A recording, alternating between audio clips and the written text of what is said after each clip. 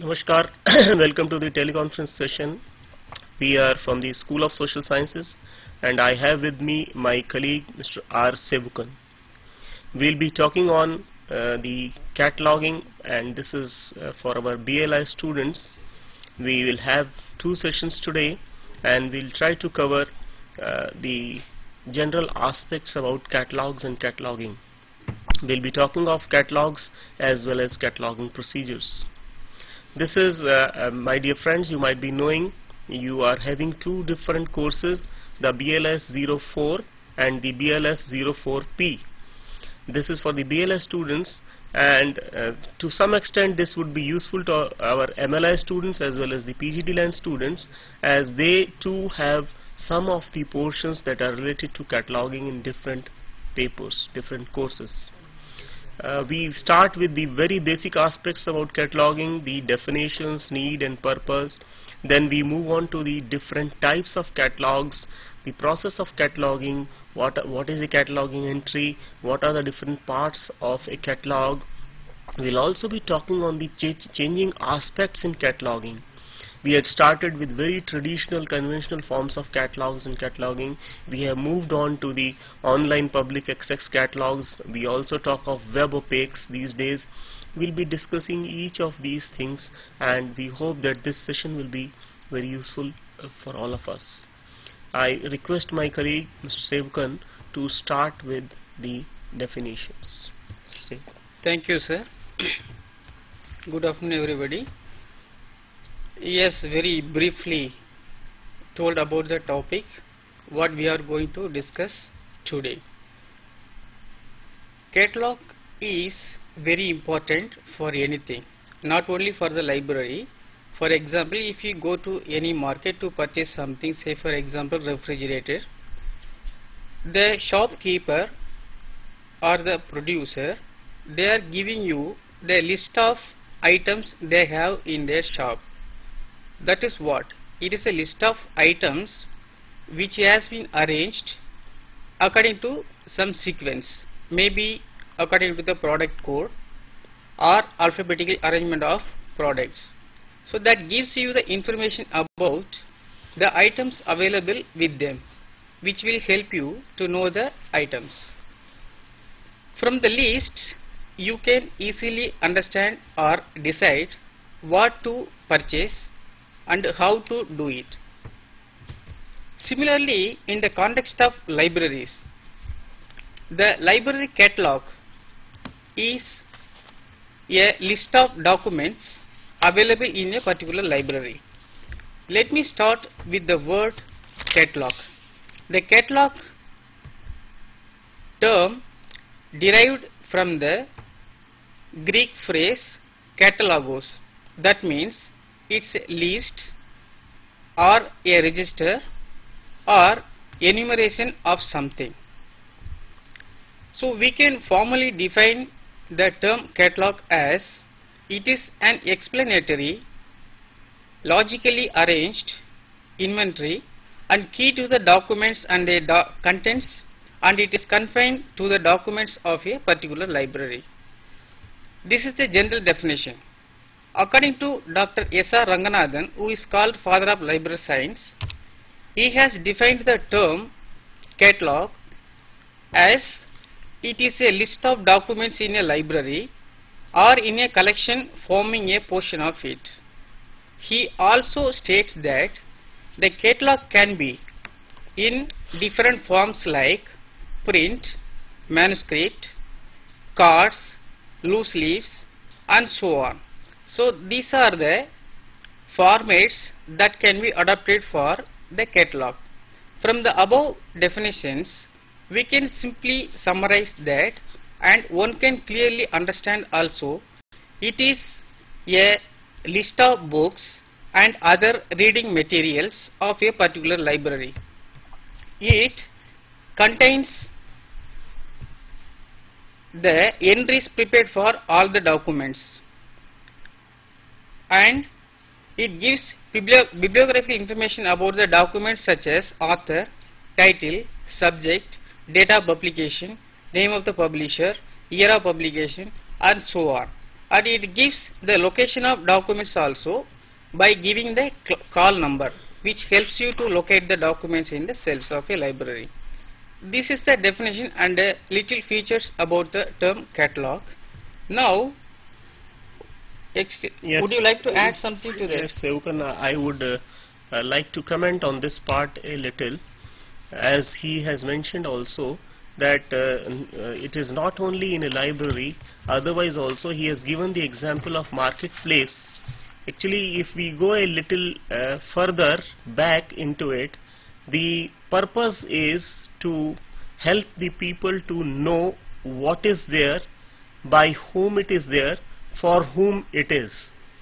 That is what really prompted people to devise such a thing which we call a catalog.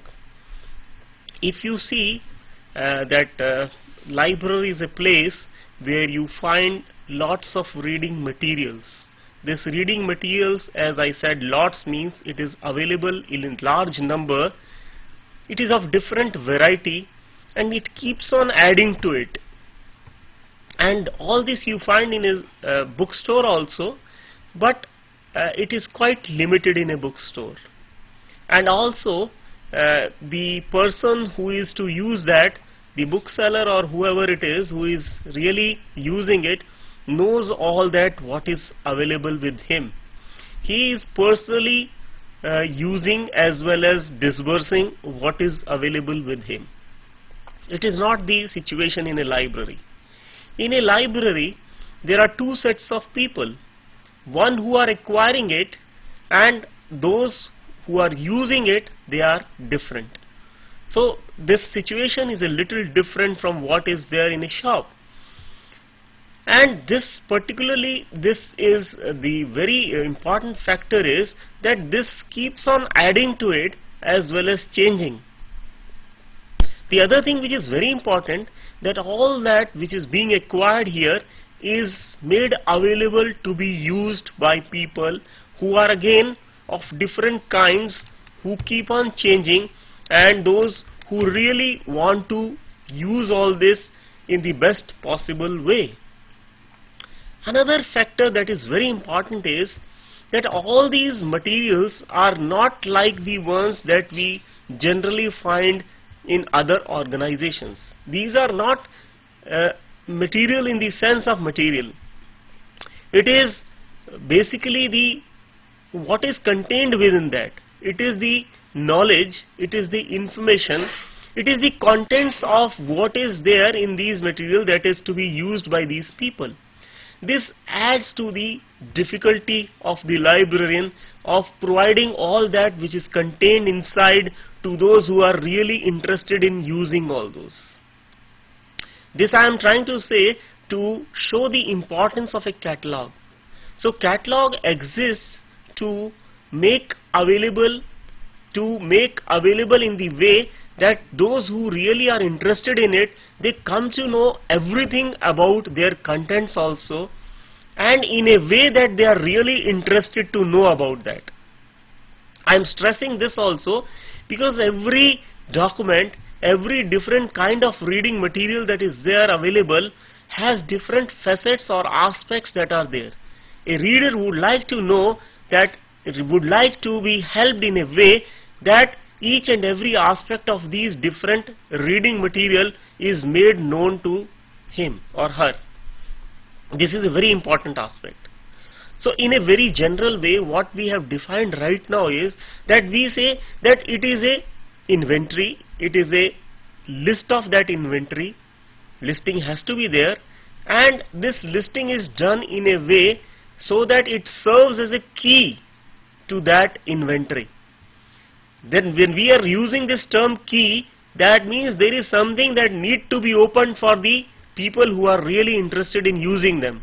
We have to provide this key so that they can open all this treasure that lies therein.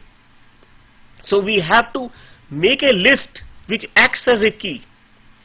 It should not be merely a listing, simple listing, but a listing that helps the user to unfold, unlock all that is acquired for them from different angles. This key as has been said in that particular definition, helps the user to know the location of the different reading material that is available in the library. Key means where all is located. Also, it is a key of opening up what all is that. So one is it helps the user to open the location, to know the location where it has been kept. It also helps the user to know what is there inside each of these reading materials, and also it has been stressed that this particular catalog that we are referring to may be limited to a particular library or a part of it. You might have visited libraries, you would have seen different catalogs in a library. If you see, generally the periodical or serial or journal section is different from the other book section, and when you visit that particular section you find there is a journal or periodical catalog kept there. So that is limited to the periodical sections only. Similarly, you may find one in the reference section also. You may find one for the textbook and general section, general books also. So you may have different catalogs in a library. That is why they say it could be limited to a particular part of the collection also. Similarly, the catalog may cover the entire documents or parts of those documents also. A little later I will be telling you how it is named differently, and this is what is meant by a catalog when we try to define it. We have also seen the background to a catalog, and this helps you to define the need for a catalog. When you are asked what is the need of a catalog, you can discuss these things in that. I hope I am clear, Sevukon. What do you say? Yes, thanks for your clear explanation about the definitions. Now I would start with objectives and functions of a particular library catalog. Sure. So if you see, generally the major functions of library catalog are to aid the readers, as he has very correctly mentioned, in making use of the collections. So the catalog serves as a tool or key to the library collections to make them usable by the users effectively. Secondly, to serve as a guide or key to the collections of documents by providing the information whether the particular document which is looking for is available or not. And third objective is to help the readers to locate the documents. It gives you the class number or call number, we can say class number plus book number, that gives you the actual location of the particular document by consulting the library catalog. And finally, to disclose the collections of a library. By accession number, that number is given whenever you keep on adding the collections. This unique number is assigned to each and every document. This particular number shows the reader about the collection of our library. So these are the general objectives and functions. If you look particularly what are the functions or objectives of this catalog, C.A. Cutter has described in his book, which was published in 1876. The title of the book is Rules for a Dictionary Catalog. He has enunciated some standard objectives in that particular book which are relevant even today to the libraries and the information centers. These objectives are, we have briefly already mentioned, still we have to explain according to him.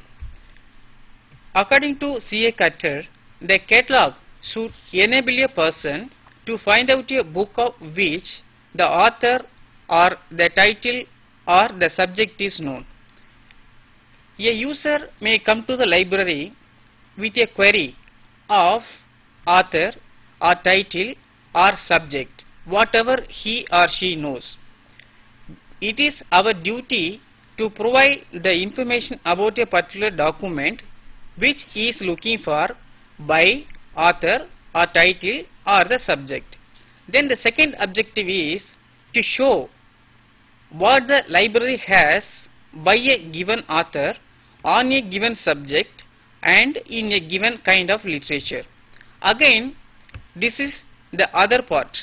A user may come to the library with a request that searching for a particular book by a particular author. If he or she is going to consult the particular catalog, he will come to know the documents of a particular author arranged at one place. So he is having a chance to consult some of the books written by the same author, and it helps him also. Then the third thing is to assist in the choice of a book as to its edition and as to its character. This gives the descriptive cataloging about the particular document or a particular literature. So these are the important objectives enunciated by C.A. Cutter. Then let's see, we have seen the importance and objectives and functions of the catalog. In what forms and what are the types that can be provided in the library for users. The cataloging process comprises two parts. One is creation of entries and the second is organization. Creation is done by the library staff for organizing them. The organization part involves so many activities because the users may not be aware of what is cataloging, so they have to be provided pertinent information about the document to know whether it is available or not. In this way, there are three ways for providing the catalogs. The first one is alphabetical catalog, the second one is classified catalog, and alphabetico-classed catalog. We can say simply that the alphabetical catalog means the entries are prepared for each and every documents by author, subject and title, and these are arranged separately for author, subject and title. And the classified, then the prepared cards or entries are arranged in a systematic sequence called alphabetical. That is why it is called alphabetical catalog.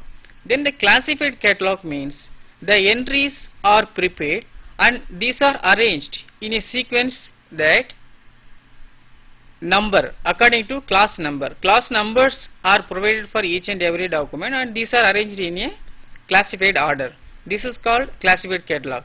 The third one is alphabetico-classed catalog. This is the combination of the above two, alphabetical and classed. Both are provided. The major broad areas of the subject is provided. Just under that, some sub-disciplines are also arranged according to the sequence alphabetical. That is why it is called alphabetico-classed catalog. Now let me explain one by one in detail.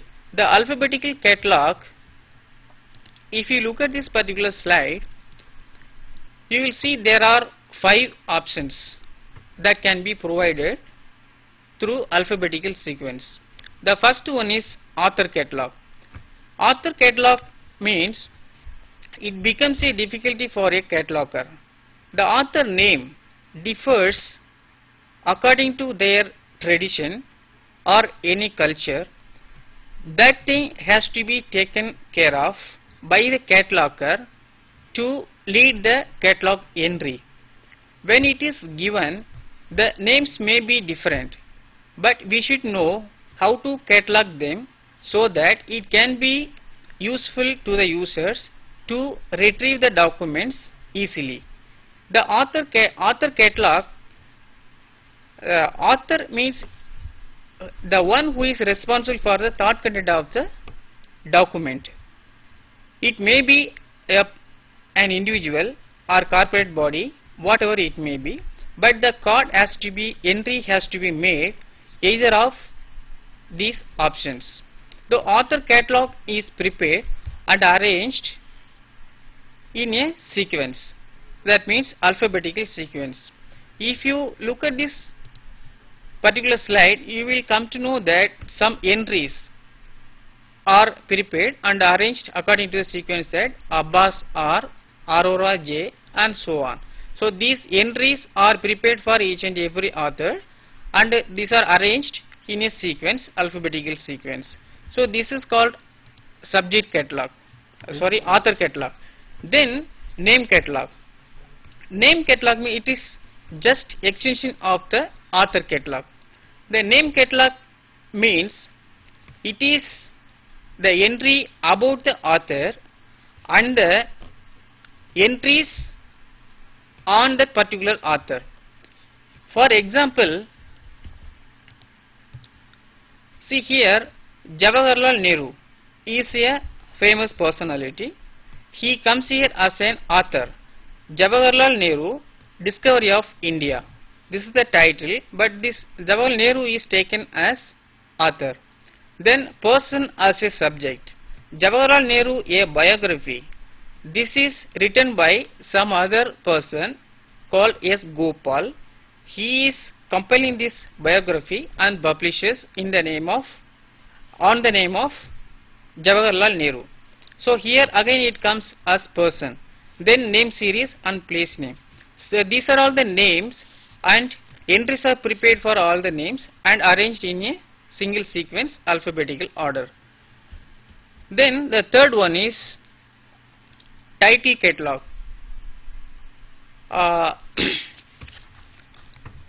Generally what this title catalog,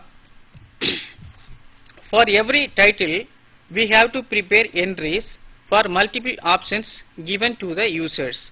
So entries are prepared for the title separately, and these are arranged in an alphabetical order. Then subject catalog. Subject catalog, many users who come to the library are not aware of, or they may not be knowing the exact term of author or title or name, whatever it may be, but the subject catalog, it is a broader term. They may come to the library with an idea that we can have some books on that particular subject. So we have to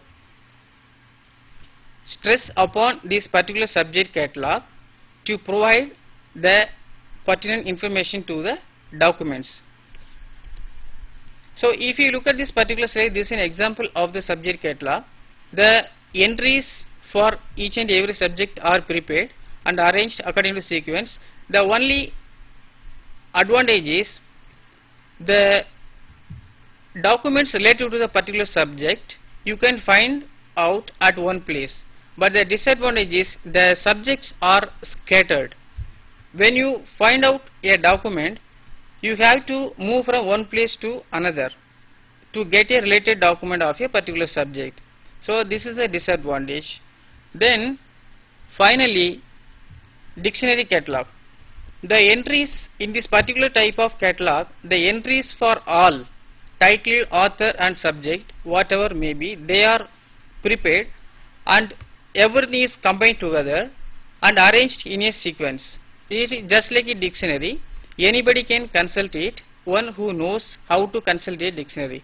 So this is the these are the alphabetical catalog types that I wanted to share with you. If you want to add something, please. Yes. Thank you, Simpan. We have been discussing the types right now. Before discussing that, I would like to tell you that there are two important things when we are talking of a catalog. One is the contents and the other is the arrangement. So when we talk of contents, we can prepare the contents regarding a particular reading material, which we generally call a document. Document means the recorded thoughts are there. So when we catalog a particular document, we may catalog in different ways. As I have been telling you earlier also, that we feel as librarians that the users should know what is contained inside these reading materials, because it is not the users are not interested in the shape, color or form of the reading material, but they are basically interested in the thought contents, what we call the contents. So when we catalog these reading material or documents, we have to do it from the point of view of thought contents. So one is what contents is to be catalogued, the other is in what order they have to be catalogued. Why are we so particular and worried about this order and what thought contents? Because we would like to bring in some standardization as far as the recording of the thought contents is concerned. We would like to have it in a standardized way so that the users may not be troubled or be in some problem when they use different kinds of catalogs. That is why we have some standards while cataloging.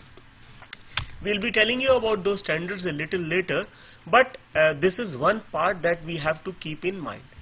The other part is when we create a particular record of a particular document, we call it a catalog entry. This entry is a unit record of a particular document. There are different kinds of entries that are prepared for a particular document. We'll be telling you about these different kinds of entries also. But right now you have to keep in mind that you prepare an entry which is a record for a particular document. This entry has information about the contents of a particular document, and as I also told that these contents are put in a particular order. The other thing, as I told you, that is of importance for catalog is the order or arrangement of these catalog cards, which we call the entries. These could be cards or any other form of entry. So these entries also have to be arranged. Again, why we are so bothered about the arrangement is because all this information that we are providing to our users, they would like to use it and use it with the minimum of time expense. They would not like to waste their time to locate this particular information. So we have to put it in a very particular order which the users also know, so that they do not waste their time in locating this particular information. Again, this order, as we are very much accustomed to two different orders only. One is the order of numbers that we know. The other is the order of alphabets. When we say numbers, we are really meaning ordinal numbers, though alphabets are also ordinal numbers, but we separate alphabets from these numbers or ordinal numbers. So if we follow the arrangement of numbers, the resultant catalog is called a classified catalog. And when we follow a particular arrangement, that is the alphabetical arrangement, we call it a alphabetical catalog. That is what he was mentioning a little while ago. The different kinds of catalogs, he said it is alphabetical or classified catalog. Again, within alphabetical catalog also we have different types of catalogs, and again it is based on the purpose of the catalog. As he was mentioning about the objectives of Cutter, he says that the Cutter has said that the catalog should be able to satisfy the needs of a user from the point of view of author, title, or the character of a book, or the catalog should also help the user to know what is available by a particular author on a title or on a subject. So if we really want to achieve this particular purpose, we should be able to show the user all the works by a particular author in one particular file, and that is possible only if it has been arranged alphabetically or in other very systematic manner. So if we, and this will be provided only if we have prepared these entries as according to author. So that is what is called a author catalog. Similarly, if we have arranged these entries according to title, then only we will have another file of arrangement that is called title catalog. Similarly, if it is arranged according to subject, it will be called subject catalog. And if these are all in alphabetical order, it is called alphabetical arrangement. And if we have different files for author, title, and similarly subject, these are author, title, and subject catalog. And if we put them all in one file, author, title, as well as subject, all in one file, the resultant is called a dictionary catalog. As you all know that when you consult a dictionary, you find even a noun, verb, adjective, everything in one file. Similarly, When you see a dictionary catalog, you will find the name of the author also, you will find the name of the book also, which is called title, you will also find the name of the subject. All these are found in one particular file, and that is why it is called a dictionary catalog. I would also like to clarify on the name catalog. You might be wondering, when we have author, title, subject, why should we have a name catalog? As he has mentioned that a name catalog consists of entries. It could be an author, it could be a title, it could be subject, all in one file. Like he has given the example of Jawaharlal Nehru. Jawaharlal Nehru could be an author, could be title of a book, could be subject of a book. All these come together at one place in dictionary catalog. And why it was thought like that? What was the need of a name catalog? Because see, you just think yourself in a hypothetical situation. You are working on Jawaharlal Nehru. If you find at one place not only works that have been created by him, but also work that have been created by others on him, all at one place, what a fine thing you have with you. If name catalog was not there, you would have to see author catalog, you would have to consult title catalog, all these separately. That is what is the beauty of a name catalog. So these are the different forms that are on the basis of the arrangement of catalogs. Similarly, if the arrangement is on the basis of numbers as mentioned as call numbers or class numbers, such a catalog is called a classified catalog. But a classified catalog is a little artificial in arrangement at times. That is why, as this was given by Ranganathan, the father of library science in India, he intentionally made it into two parts, and that is why it is called a bipartite catalog. A catalog in two parts. What do you say, Sevukar?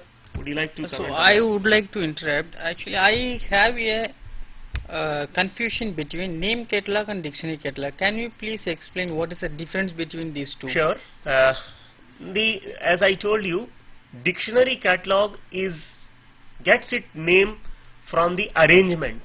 The entries are arranged as if they are arranged in a dictionary. Whether it is a author entry, it is a title entry, it is a series entry, all of these you find together according to their alphabetical position. But when you think of a name catalog, this is particularly designed with a view in mind, and that is bringing together all the works by a person on a person. That on a person could be, the title could be that, the subject could be that, the name of the series could be that.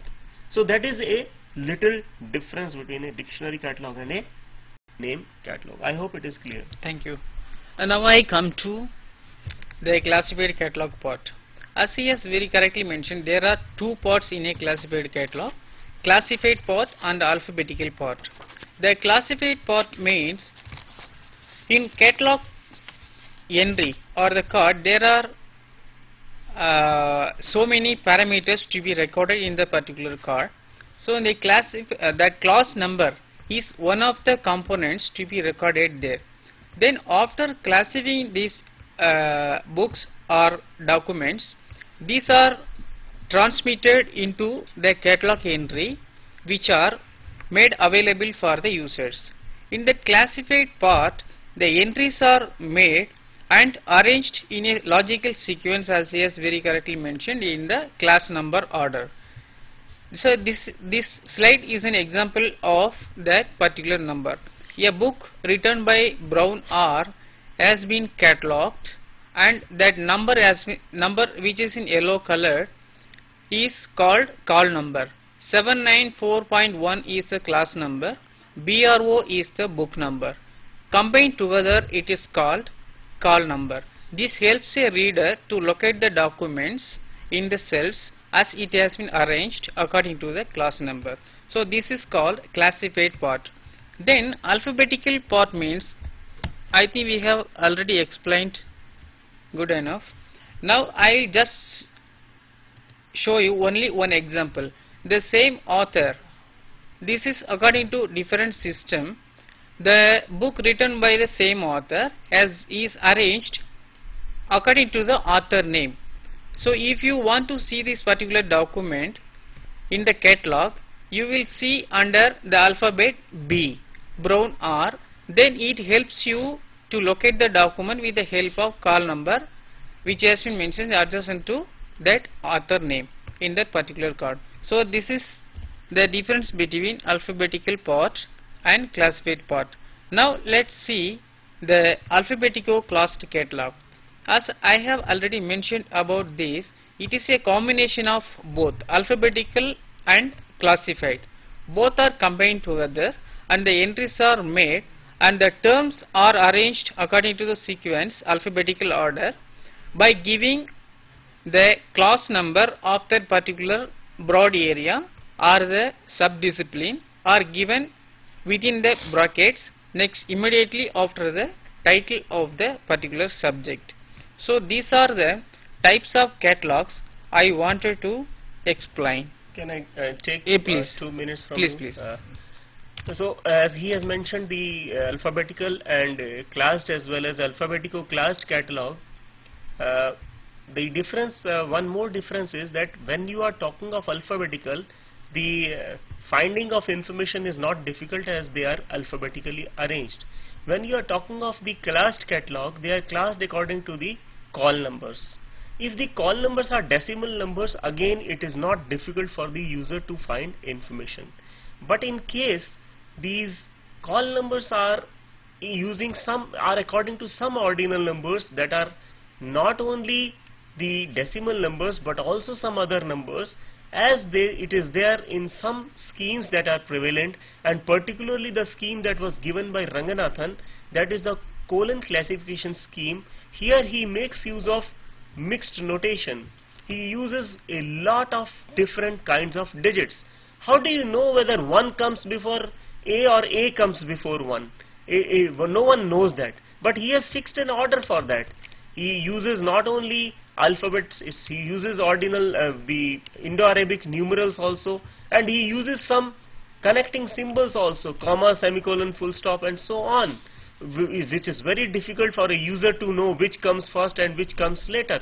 So in such a case, he says that the other part is there, that is the alphabetical part. The alphabetical part helps the user to know what is where. But then you might put a question, when the alphabetical part is there in the by-part catalog, why do you need a classified part then? It should have been only alphabetical. This is a very important question, and rightly so that this comes to your mind. The answer to this is, there is a very important phenomena that is called alphabetical scattering. What happens when you record information and arrange it alphabetically? There is scattering of related information. What do you mean by scattering of related information? I give you a very simple example. If you are a student of chemistry, you know there are different branches of chemistry: inorganic chemistry, organic chemistry, physical chemistry. Now all these are related to each other for a chemistry student. But when you go and see a catalog in a library, you find inorganic chemistry is separated from organic chemistry, and organic is separated from inorganic and the physical chemistry. Why? The reason is this separation occurs because of these three branches of chemistry lying in three different alphabets, because name is not corresponding to the character of a particular thing. If they had been related to each other, had they been having names like chemistry 1, chemistry 2, chemistry 3, they could have been kept together. But since one goes in the alphabet I, the other goes in alphabet O, and the third goes to alphabet P, they are far separated from each other. In between you find so many other different subjects. So that separates them. That is what is called alphabetical scattering. And this doesn't happen in a classified catalog because it is classified in nature. Classified means all chemistries will come together. They will not be separated by music or history or anything else. They will all be brought together. And that is why a classified catalog was also given. If a person is interested in chemistry, he would find all three branches of chemistry, literature on all three branches of chemistry kept together. So that is what is the advantage of a classified catalog. Again, there is a little disadvantage in this classified catalog. That is why this third type of catalog was also devised and designed. That is what is called alphabetico-classed catalog. It is alphabetical as well as classified. So in case we want to solve this problem in a alphabetical classed catalog, what do? We keep all literature on chemistry together. That is why we call it classified. And again we separate this literature in chemistry alphabetically. So first of all you will find literature on inorganic, then organic, then physical. So that is why we gave alphabetico-classed catalog. Okay, as we are having very limited time, we have explained right from the beginning that from introduction, then objectives and functions, then what are the different types of catalogs that can be provided in the library for users. We can go little further, but not now due to lack of time. We can conclude this session. Then we will resume the same thing in a different way, practical approach, in the next session. So I hope you might have benefited a lot, but let's see in the next session with some practical approach. So we can summarize what we have discussed in this particular session. We started with a very general approach towards a catalog, that it finds use in our everyday life, and why it finds use in everyday life and also in libraries, that it is required in a place where you are to use certain things which are available in large numbers. It is very useful in such a situation, and library is one such place.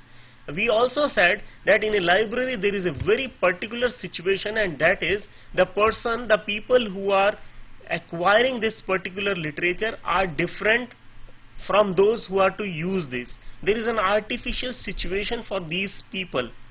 And at the same time there is one more artificiality, and that is that these materials that are being acquired in libraries are not to be utilized like that.